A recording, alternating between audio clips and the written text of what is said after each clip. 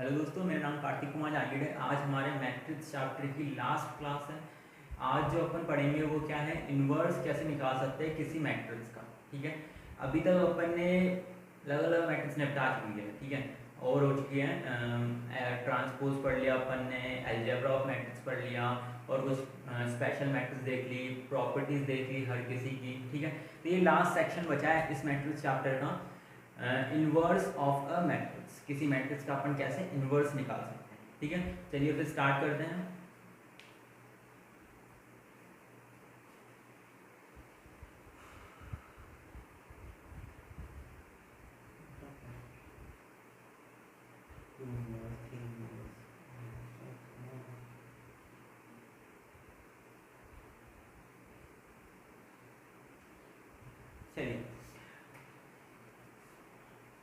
चलिए देखते हैं इन्वर्स होता क्या है। पहले अपन समझते हैं इन्वर्स का मतलब क्या होता है। ठीक है, तो मान लेते हैं, जैसे मान लो अपन ने 2 लिया, 2 को मल्टीप्लाई कर रहे हैं अपन 1/2 से।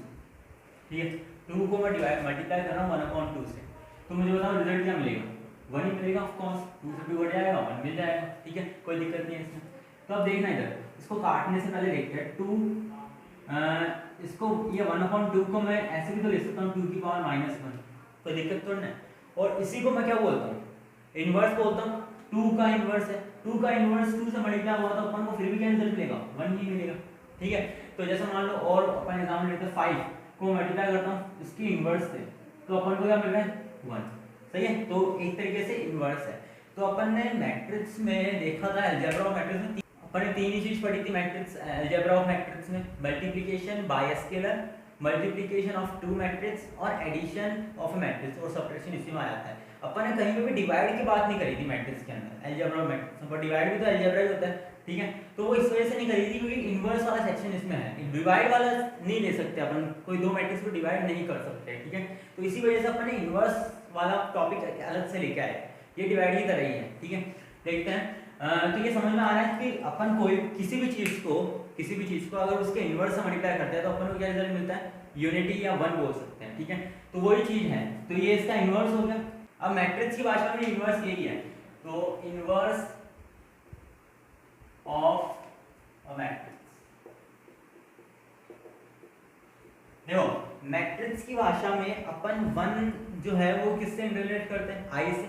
आइडेंटिटी मैट्रिक्स को अपन 1 ही बोलते हैं एक तरीके से, बस वो 1 का एक फॉर्मेशन है, एक तरीके से उसको 1 ही बोलते हैं। क्योंकि आइडेंटिटी मैट्रिक्स से कोई भी मैट्रिक्स मल्टीप्लाई होती है तो वापस से वही मैट्रिक्स मिलती है, और 1 से भी कोई भी नंबर मल्टीप्लाई होता है तो वापस से वही नंबर मिलता है। तो इसी वजह से मैट्रिक्स में मैट्रिक्स की भाषा में 1 जो होता है वो किससे रिलेट होता है, आई से। ठीक है, आई जो होता है वो 1 ही होता है। ठीक है, तो यही अपन देखते हैं। मान लो अपन ने ए और बी दो मैट्रिक्स को मल्टीप्लाई करा और अपन को रिजल्ट मिला आई। ए और बी कोई भी 2 स्क्वायर मैट्रिक्स है। ठीक है, तो अपन ने ए और बी को मल्टीप्लाई करा और अगर अपन को रिजल्ट मिल रहा है आई क्या होता है, आइडेंटिटी मैट्रिक्स और सेम ऑर्डर मिल रहा है। ठीक है, तो अगर ऐसा मिल रहा है तो बी जो होगा वो क्या होगा, देन बी इज कॉल्ड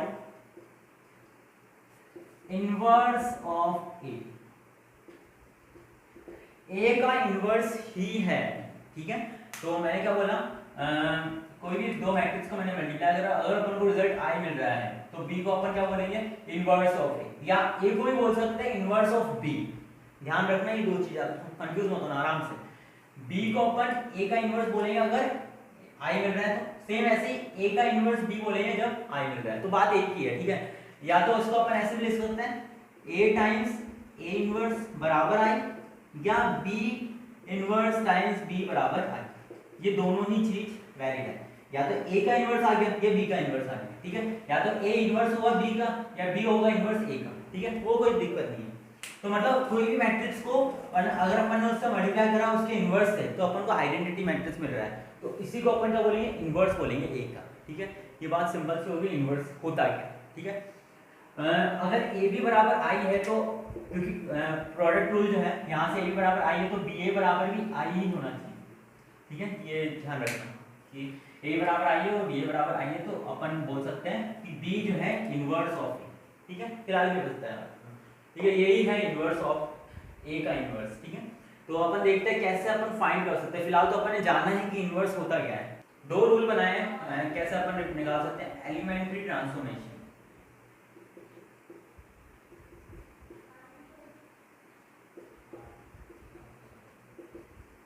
ठीक है, एलिमेंट्री ट्रांसफॉर्मेशन। एलिमेंट्री ट्रांसफॉर्मेशन पहला मेथड, एक मेथड तो ये फॉलो कर सकते हैं और दूसरा मेथड, दो मेथड्स है, दोनों में से कोई सा भी यूज कर सकते हैं। ठीक है, पहला है एलिमेंट्री रो ट्रांसफॉर्मेशन,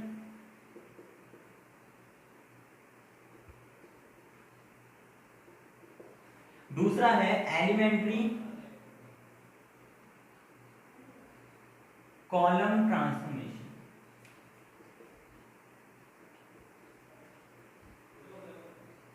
ये दो मेथड्स हैं, दोनों में से कोई सा भी एक यूज ले लो और इनवर्स निकाल लो। अब ये मेथड्स काम कैसे करते हैं, किस टाइप के लॉ फॉलो करते हैं, वो अपन देखते हैं। जो मेथड या तो ये ले लो या ये ले लो, और दोनों एक ही टाइप के मेथड होते हैं, बस अंदर थोड़ा सा अलग अंतर होता है, बाकी दोनों में से कोई सा भी यूज कर सकते हैं। ठीक है, अपन देखते हैं कैसे अपन यूज कर सकते हैं। कुछ लॉज हैं, कुछ रूल्स हैं जिनको फॉलो करके अपन इनको यूज कर सकते हैं। लॉ ऑफ ट्रांसफॉर्मेशन, कौन कौन से लॉज हैं जिनसे अपन ट्रांसफॉर्म कर सकते हैं किसी मैट्रिक्स को।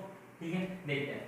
तो मान लो पहला लॉ देखते हैं, R1 मतलब Ri, कोई सी भी रो अपन ले ली, 1 2 3 4, कोई सी 3 तक की होती है वैसे, कोई सी भी रो को अपन चेंज कर लिए दूसरी रो में, ये पहला लॉ है। ठीक है, किसी भी रो को अपन ने चेंज कर लिया, या Ci को अपन ने चेंज कर लिया Cj से। ठीक है, सेम चीज ये कॉल रो में होगी एलिमेंट्री रो ट्रांसफॉर्मेशन, इसे एलिमेंट्री कॉलम ट्रांसफॉर्मेशन बोल सकते हैं। ठीक है, तो अब देखते हैं इसमें, तो मैट्रिक्स अपन एग्जांपल लेके देखते हैं, समझते हैं इसको। ए अपन ले लिया 2 3 -4 और 7। ठीक है, तो अपन ने ये वाला ट्रांसफॉर्मेशन लगाते हैं, R1 को R2 से मैंने चेंज कर दिया। ठीक है, तो इसका मतलब जो भी रो 1 कौन सी है, ये और ये रो 2 है, दोनों को इंटरचेंज कर दिया अपन ने, तो वी गेट क्या मिलेगी अपन को, -4 7 2 और 3, ये अपन को मिल जाएगी, ये वाली मैट्रिक्स अपन को मिल जाएगी। तो सेम ऐसे देखते हैं, C1 को मैंने C2 से चेंज कर दिया, सेम चीज चेंज कर सकते हैं, तो यहाँ पे वी गेट, इसमें क्या मिलेगा,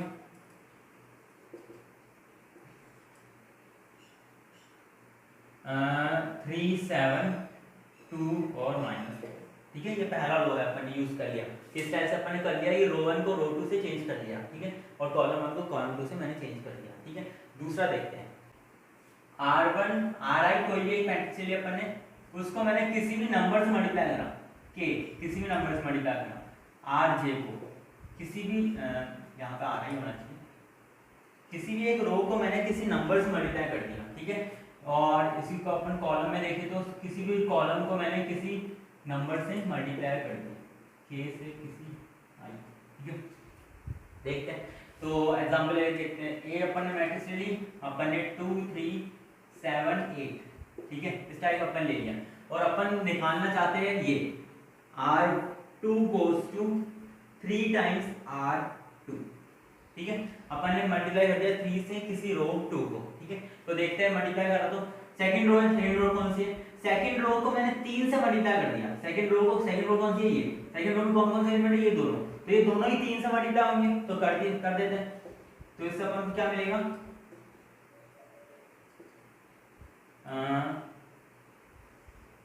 ये तो इस फर्स्ट रो में तो कोई चेंज हुआ ही नहीं, तो फर्स्ट रो तो एज इट इज है, 7 को 21 हो गया, 8 3 जा 24 हो गया। ठीक है, ये अपन ने देख लिया, ये अपन को मिला। ठीक है, थर्ड रूल देखते हैं। थर्ड रूल या थर्ड लॉ बहुत इंपॉर्टेंट है, इसको ढंग से समझना।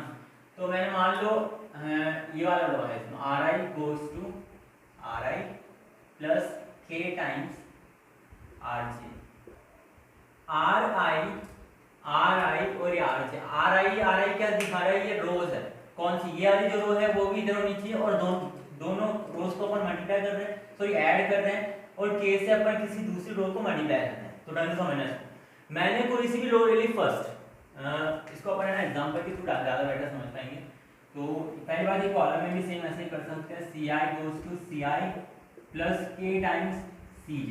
ठीक है, अपन ने मैट्रिक्स ले ली A, जिसमें 2 3 -2 1 और 4, ये अपन ने एलिमेंट ले लिए, और मान लेते हैं अपन लाना चाहते हैं R1 goes to R1 plus 3 times R2।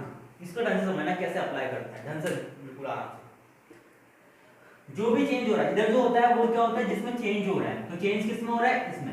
अपन पिछले दो लॉ में भी ये देखा है कि जो इस तरह होता है उसी में चेंज होता है। तो चेंज किस में हो रहा है, रो 1 में। जो भी चेंज हो रहा है, जो भी एक्सपेरिमेंट हो रहा है, जो भी लॉ लग रहा है वो फर्स्ट रो में है। तो बाकी तो एलिमेंट का ध्यान रखना ही नहीं है। तो फर्स्ट रो मतलब कौन सी है, ये वाली। इन दोनों एलिमेंट्स में कुछ करना है अपन को, तो फर्स्ट रो ये हो गई। तो जो भी चेंज होगा उसमें होगा, ये दोनों एलिमेंट तो फिक्स रहेंगे। तो वी गेट में जो अपन लिखेंगे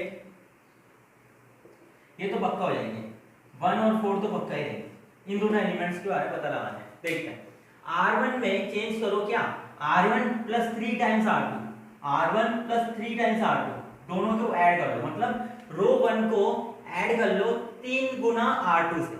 R2 को 3 से मल्टीप्लाई कर दो, 1 को 3 से मल्टीप्लाई करें 3 गुना, उसको फिर 3 से ऐड कर लो। मतलब इस रो को इससे ऐड कर लो, रो 1 को। तो मतलब ये जो आइडेंटिफाई कर रहा है पहला एलिमेंट देखते हैं तो वो 3 हो जाएगा। रो 1 का पहला एलिमेंट इसको सेम इसमें लग जाएगा।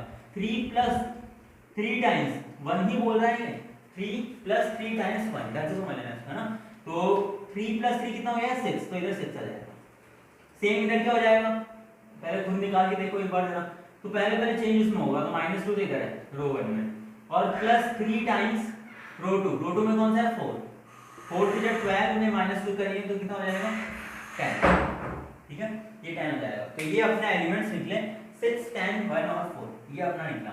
इसके एक एग्जांपल और ले लेते हैं जिससे थोड़ा कंफर्ट हो जाएगा। एक बार अपने तरफ से निकालना, उसके बाद देखिए 1 - 1 0 3, 0 मत लो 2 ले लो। ठीक है, अब अपन देखते हैं। और अपन निकालना चाहते हैं R2 goes to R2 plus 3 times R1, ये अपन निकालना चाहते हैं। पहली बात ये दोनों सेम होनी चाहिए, ठीक है। और दूसरी चीज ये वी गेट में, वी गेट तो जो अपन को मैट्रिक्स में एलिमेंट मिलेंगे उसमें चेंज होगा, रो 1 में कोई चेंज नहीं आएगा, मतलब इधर तो फिक्स हो जाएगा। जो भी चेंज होगा वो इधर होगा। ठीक है, तो अब देखते हैं रो 2, जो भी चेंज हो रहा है वो रो 2 में, तो मैंने पता चल गया इसमें कुछ ना कुछ चेंज होगा। तो R2 मतलब इसको प्लस 3 टाइम्स R1, 3 से मल्टीप्लाई कर दो, 3 × 1 वापस से 3, 3 + 2 कितना हो जाएगा, 5 हो जाएगा। सेम ऐसे ही इस वाले एलिमेंट के लिए भी, तो R2 मतलब 3 प्लस 3 टाइम्स R1 -3, 3 - 3 कितना हो जाएगा, 0। ठीक है, ये अपना आंसर आ जाएगा। अब ये 3 ही एक्सपेरिमेंट समझ लो, या 3 ही ऐसी चीजें हैं जिससे अपन मैट्रिक्स के साथ छेड़छाड़ कर सकते हैं। पहला, किसी भी रो को अपन इंटरचेंज कर सकते हैं। दूसरा, किसी भी रो या किसी भी कॉलम को किसी नंबर से मल्टीप्लाई कर सकते हैं। तीसरा, जो अपन ने पढ़ा वो मोस्ट इंपॉर्टेंट, ठीक है, ये ज्यादा यूज आएगा। ठीक है, तो इससे इन तीनों की मदद से अपन इनवर्स निकालना सीखेंगे। ठीक है, ये 3 लॉ की मदद से। और जो मेथड्स होंगे वो कौन से होंगे, एलिमेंट्री रो ट्रांसफॉर्मेशन ले लो या एलिमेंट्री कॉलम ट्रांसफॉर्मेशन ले लो। ठीक है, दोनों में से कोई सा भी यूज ले सकते हैं। To get the inverse of matrix, inverse of matrix, किसी भी मैट्रिक्स का इनवर्स आने के लिए, इनवर्स लाने के लिए किसी भी मैट्रिक्स का, तो अपन कैसे, 2 मैथड्स मैंने बताए थे, कौन कौन से हैं, एलिमेंट्री रो ट्रांसफॉर्मेशन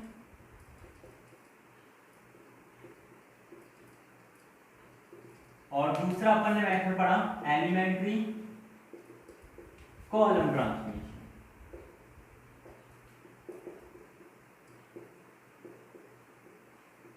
ठीक है, इन दोनों मेथड्स को अंदर समझ लेना एक बार। ठीक है, elementary row transformation, elementary column transformation, ये दो ही अपन ने मेथड समझाई, इससे अपन किसी मैट्रिक्स का इनवर्स निकाल सकते हैं। ठीक है, तो जैसे मान लो अब अपन समझ रहे हैं उन तीनों को कैसे यूज करेंगे, क्या है, क्या स्टेप्स क्या है किसी भी इनवर्स निकालने के लिए। ठीक है, तो ढंग से समझना। जैसे मान लो अपन जानते हैं ए बराबर क्या होता है, आई टाइम्स ए कर सकते हैं क्या, किसी भी मैट्रिक्स को आई से मल्टीप्लाई करते हैं तो अपन को वापस से वही मैट्रिक्स मिलती है। ये तो बात अपन की सिंपल सी है। तो a बराबर आई टाइम्स से अपन बोल सकते हैं, कोई दिक्कत नहीं है इसमें, तो बिल्कुल सही बात है। किसी मैट्रिक्स को आई से कोई मैट्रिक्स मल्टीप्लाई होती है तो वापस से वही मैट्रिक्स मिलती है। ठीक है, तो ये तो बात बिल्कुल पता रहनी चाहिए। तो अब देखते हैं, अपन ये तो बात समझ लें कि a बराबर आई टाइम्स से तो बिल्कुल बोल सकते हैं। ठीक है, तो अब अपन जो चाहते हैं वो चाहते क्या है कि आई एक तरफ हो, क्योंकि अपन ने समझा था a भी बराबर आई होता है। a भी नहीं समझो तो a टाइम्स a इनवर्स बराबर आई होता है। ये अपन ने स्टार्ट में समझ लिया था इसको कि a टाइम्स a इनवर्स जो होता है वो i के बराबर होता है। ये तो बात बिल्कुल सही है। अगर किसी मैट्रिक्स को उसके इनवर्स से मल्टीप्लाई करेंगे तो अपन को i मिलेगा, और जो भी इधर लिखा हुआ रहता है वो क्या होता है, इनवर्स होता है। ये बात भी समझ में आती है। तो तीन जो लॉ अपन उसको यूज करते हुए किसी तरीके से अपन इन दोनों मैट्रिक्स को छेड़छाड़ करेंगे, इन दोनों मैट्रिक्स को छेड़छाड़ करेंगे, वो तीनों लॉज लगाते हुए। तो मान लो पहला लॉ लगाया या दूसरा लॉ लगाया तो इधर कुछ बी मैट्रिक्स मिली और इधर कुछ सी मिल गई। इधर तो ऑफ कोर्स इसमें तो अपन कुछ छेड़छाड़ करनी है, जो भी छेड़छाड़ कर रहे हैं तो इसमें छेड़छाड़ करने से इधर मान लो ये सी मैट्रिक्स मिल गई और इसमें छेड़छाड़ करने से कुछ बी मैट्रिक्स मिल गई, वापस से छेड़छाड़ करी इधर डी मिल गई, इधर ई मिल गई, इधर वापस से ए ही है, कोई दिक्कत ही नहीं। ऐसे करते करते करते करते करते करते इधर तो ए ही रहेगी, कोई दिक्कत नहीं आएगी, और इधर क्या बन जाएगी, मान लो एक्स मैट्रिक्स मिली, अपन को नहीं पता कुछ मिल सकती है, एक्स मिली ऐसा छेड़छाड़ करने से, पर इधर जो है वो आई मिल गई, इधर आई मिल गई। तो इधर ये तो अपन मोटा है, अपना मोटा क्या है, इधर आई होनी चाहिए और ये बराबर इस टाइप का बनना चाहिए, कुछ इधर कुछ भी हो पर इधर आई बन गया, इसका मतलब इधर बढ़िया चीज हो गई है। तो अब ये जो x हो गया वो क्या हो गया, a इनवर्स ही तो हुआ है, जब भी तो अपन को i मिला है, ठीक है। तो ऐसा ही कुछ छेड़छाड़ करने, वो लॉ ऑफ ट्रांसफॉर्मेशन लगाते हुए किसी तरीके से इन दोनों मैट्रिक्स में छेड़छाड़ करेंगे और लास्ट में जाके इधर कुछ दूसरी मैट्रिक्स बनाएंगे और इधर i बनाएंगे।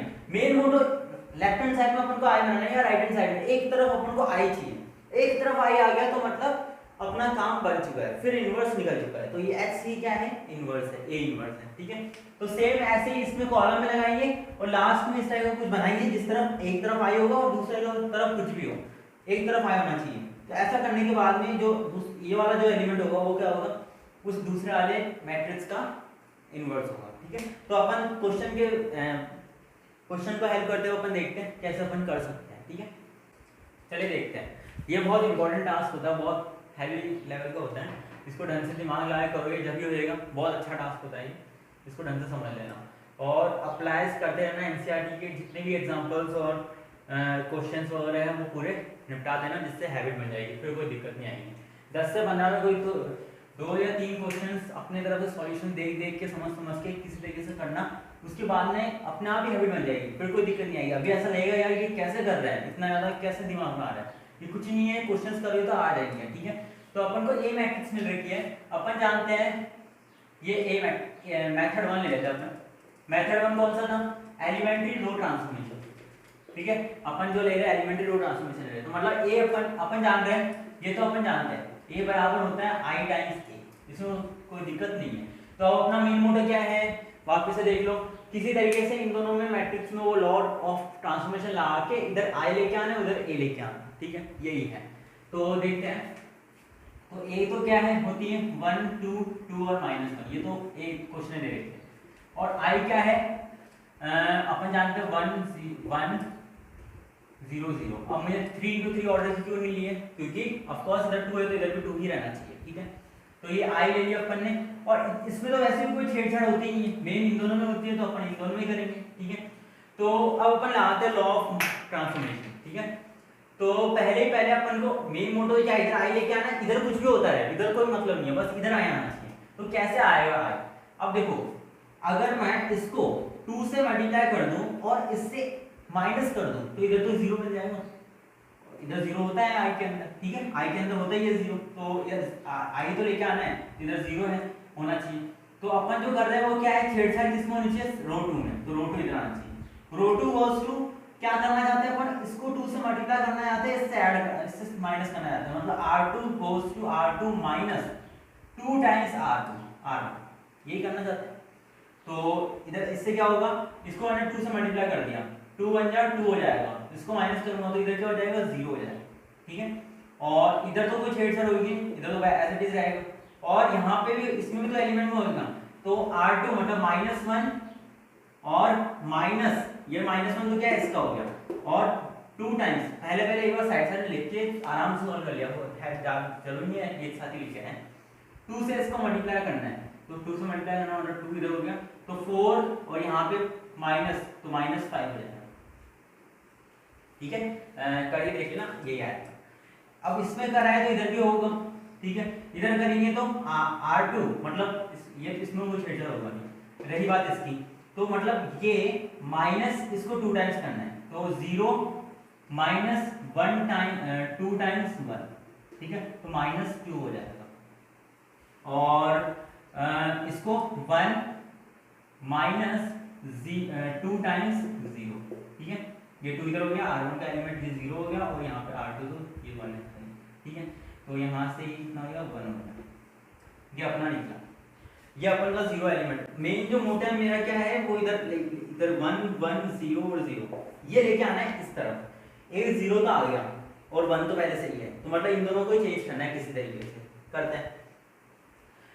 अब देखते हैं, अब क्या करेंगे, इसको मैं डिवाइड कर दूं, ये 1 है ना, इसको मैं इधर 1 बनाना है, इधर 1 होना चाहिए, तो 1 करना है, तो अपन ये भी तो अपन ने लॉ पढ़ा हुआ है, जो भी चेंज करे वो R2 में कर रहे हैं, मैं कर देता हूँ -1/5 से डिवाइड, किसको, R2 में, ये भी तो लॉ पढ़ा हुआ है आपने, ठीक है, तो इसको देखते हैं, तो इधर से क्या हो जाएगा 0 1 2 1 और यहाँ से ये इधर भी होएगा 1 0 -2/5 और 1/5, इधर ये तो रहेगा, ठीक है, इधर देख लेते हैं। अब इधर ये है, तो मतलब 3 एलिमेंट हो गए, बस इसको करना है, तो इसके लिए क्या करेंगे, क्या कर सकते हैं, अगर मैं इसको 2 से मल्टीप्लाई, इस रो को 2 से मल्टीप्लाई करके इससे माइनस कर दूं तो इधर 0 नहीं आ जाएगा, आ जाएगा, 2 से मल्टीप्लाई करो, 2 × 1 1, फिर 2 - 2 0 हो जाएगा, तो कौन सा लगाना है, रो 1 में होना चाहिए चेंज, क्या करना है, रो 1 -2 टाइम्स रो 2, यही करना है, ठीक है, तो यहाँ से कर देते हैं, तो ये तो 1 आएगा, ये 0 है, इसमें कोई फर्क पड़ेगा नहीं, 0 × 2 0 और माइनस करे तो 1 ही रहेगा, कोई दिक्कत नहीं आएगी, और सेम इधर 0 बन जाएगा, इधर 0 तो है, इधर 1 है, तो यहाँ से ये बराबर हो जाएगा। अब सेम इसमें भी करना है, इसमें ढंग से देख लेना। अब मैं इसको क्या कर रहा हूँ, जो साइड में लिख के देख लो, R1 जो भी चेंज हो रहा है वो R1 में हो रहा है, तो R2 तो एज इट इज रहेगा, मतलब -2/5 और 1/5 का एज इट इज रहेगा, जो भी चेंज हो रहा है वो इधर हो रहा है, ठीक है, तो जो अपन लॉ लगा रहे हैं वो ये है, तो R1 goes to 2 times this, तो मतलब 1 इधर आ जाएगा, R1 का मैंने एलिमेंट ले लिया 1, माइनस बीच में है ही, ये वाला माइनस, और 2 भी है ही, तो फिर R2 का एलिमेंट कौन सा है, ये वाला, तो -2/5, तो ये कितना हो जाएगा, +4/4, 4 5 9/5 हो जाएगा, 9/5 हो जाएगा, तो 9/5 हो जाएगा, ठीक है, और ये इसका देख लेते हैं, इसमें भी क्या करेंगे, R1 का एलिमेंट 0 और माइनस बीच में है 2 भी है, और R2 का एलिमेंट 1/5, तो यहाँ से कितना हो जाएगा, -2/5 ही आ जाएगा। तो अब इधर आइडेंटिटी मैट्रिक्स मिल गया, इधर एक मैट्रिक्स मिल चुकी है, पता नहीं कौन सी है और ये A है, तो अगर इसको इससे मल्टीप्लाई करने पे अगर I मिल रहा है तो मतलब ये क्या है, तो A इनवर्स क्या है, यही है 9/5 -2/5 और -2/5 1/5, ठीक है, ये अपना इनवर्स ऑफ अ मैट्रिक्स। तो इसके साथ अपना मैट्रिक्स चैप्टर एंड होता है। अब इसी टाइप के एग्जांपल्स आप है ना एनसीईआरटी में एग्जांपल्स वगैरह या किसी टाइप से सॉल्व करके देख सकते हैं। इसी टाइप से होगा और कुछ नहीं होगा, किसी तरीके से अपन को आई इस तरफ बनाना है और इधर कुछ ही बने मैट्रिक्स, तो आई इधर बन गया मतलब वो जो हो जाएगा वो इन्वर्स हो जाएगा, ठीक है। तो ये इसको ढंग से समझ लेना, अगर समझ नहीं आया तो रिवर्स करके देख लेना, ठीक है, और पर एग्जांपल ढंग से समझ लेना और कैसे अपन लॉ वगैरह को यूज कराएं वो देख लेना, ठीक है। तो यहाँ ये लास्ट सेक्शन था अपना मैट्रिक्स चैप्टर का। कल से नेक्स्ट क्लास में अपन डिटर्मिनेंट स्टार्ट करेंगे, ठीक है। देखिए अगर वीडियो अच्छी लगी तो लाइक कीजिए, शेयर कीजिए और सब्सक्राइब कीजिए चैनल को। Thank you.